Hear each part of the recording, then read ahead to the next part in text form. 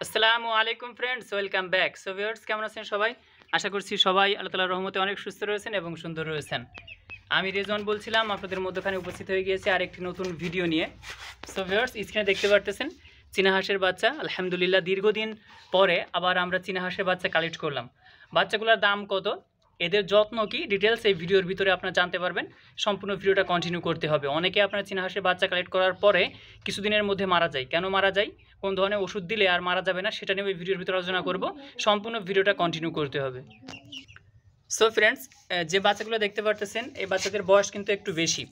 সাধারণত এর আগে যে বাচ্চাগুলো আমি কালেক্ট করছিলাম, ওই বাচ্চাদের আপনার বয়স ছিল হচ্ছে আপনার 3 থেকে 4 দিন এরকম ছিল। আর এই বাচ্চাদের বয়স আপনার আমি তো মার্কেট থেকে কালেক্ট করছি, সো সেক্ষেত্রে ওনারা বলেছে, সো এই বাচ্চাদের বয়স 10 থেকে 15 দিন ওনারা বলছেন।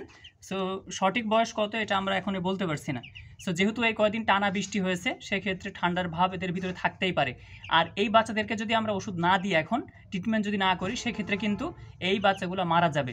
এই যে স্ক্রিনে দেখতে পারতেছেন, এই বাচ্চাটার কিন্তু একটু ঠান্ডা আছে। এই যে এটার একটু ঠান্ডা আছে, নাক দিয়ে কিন্তু হালকা হালকা পানি বের হচ্ছে এবং আমি কিন্তু সেটা বুঝতে পারছি, একটু হা করে থাকছে।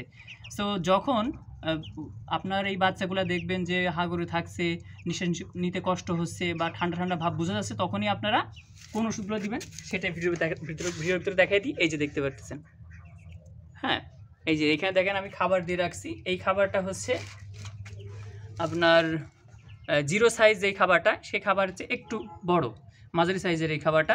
যেহেতু ওদের বয়স 10-15 দিন হয়ে গেছে, এই কারণে মূলত আমি এই খাবারটা নিয়ে আসছি। এই যে এরপরে যে ওষুধটা নিয়ে আসতে হবে, যখন আপনি কালেক্ট করছেন তখন একই সঙ্গে নিয়ে আসবেন লাইসোভিট।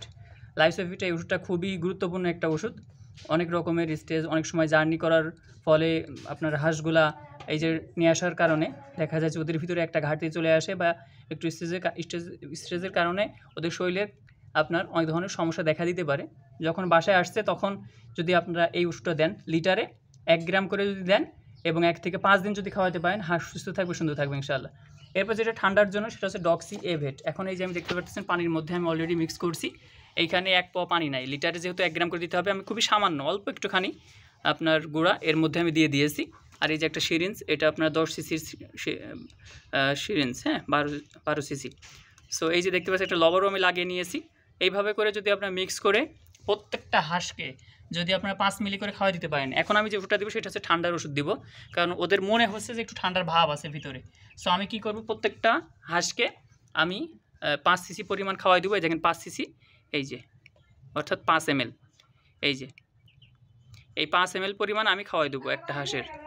একটু খেয়াল করে আপনি বুঝতে পারবেন প্রত্যেকটা হাঁস কিন্তু জড়সড় হয়ে একই জায়গায় আছে, অর্থাৎ এদের একটু ঠান্ডার ভাব আছে। যেহেতু দীর্ঘদিন ধরে বৃষ্টি হচ্ছে, আর আপনার এই বাচ্চাগুলা এই ঠান্ডার একটা ভাব ভিতরে চলে আসছে, যার কারণে আমি আজকে নিয়ে আসে ওদেরকে ঠান্ডার একটা কোর্স করিয়ে দিব। 1 থেকে 5 দিন দিব।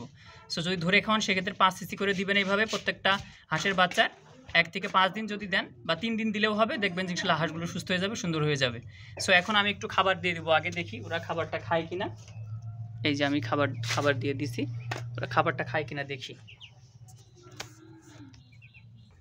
সো যেহেতু আমি 1 থেকে 2 ঘন্টা আগে নিয়ে আসছি, যার কারণে ওরা একটু ভয় পাচ্ছে, এই কারণে খাবার খাচ্ছে না। সো এই যে আমি খাবার দিয়ে রাখছি, ওরা খাবার খাওয়ার কোনো আসলে ওদের মধ্যে কোনো আগ্রহই নাই। সো যে কাজগুলো আমি বললাম, যে আপনার যদি হাঁসগুলো নিয়ে আসার পরে যদি ঠান্ডার ভাব থাকে, সেক্ষেত্রে আপনার ডক্সি এভেট এই ওষুধটা দিবেন, লিটারে 1 গ্রাম করে দিবেন ইনশাল্লাহ। আপনারা 1 থেকে 5 দিন খাওয়াবেন।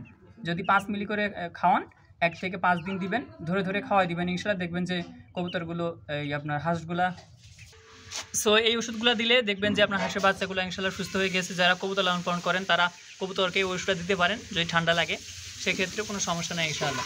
সো দেখেন, এটা কিন্তু প্রাথমিক অবস্থায় যখন ঠান্ডা লাগে হাঁসের বাচ্চা, তখন কিন্তু এইভাবে জড়সড় হয়ে থাকে। ওদের মধ্যে যে একটা আপনার চঞ্চলতা, এটা আপনি দেখবেন না। সো তখন আপনাকে বুঝতে হবে যে ঠান্ডা লাগছে, তখন ঠান্ডা ওষুধ খাওয়াই দিবেন, ইনশাল্লাহ হাঁসের বাচ্চাগুলো মারা যাবে না। তো আশা করি বিষয়গুলো ক্লিয়ার হয়েছেন। নিয়মিত যদি আপনারা ভিডিও পেতে চান, যেহেতু আমি হাঁস কালেক্ট করছি, হাঁসের বাচ্চা কালেক্ট করছি, এখন থেকে কন্টিনিউ আপনাদের মধ্যখানে আমি ভিডিও নিয়ে আসবো। সো আপনারা আমাদের চ্যানেলটি সাবস্ক্রাইব করে রাখবেন, যাতে করে চীনা হাঁসের ভিডিও কন্টিনিউ আপনারা পেতে থাকেন। আর যারা সাবস্ক্রাইব করে আমাদের সঙ্গে আছেন, থ্যাংক ইউ সো মাচ। আসসালামু আলাইকুম রহমতুল্লাহি ওয়া বারাকাতুহু।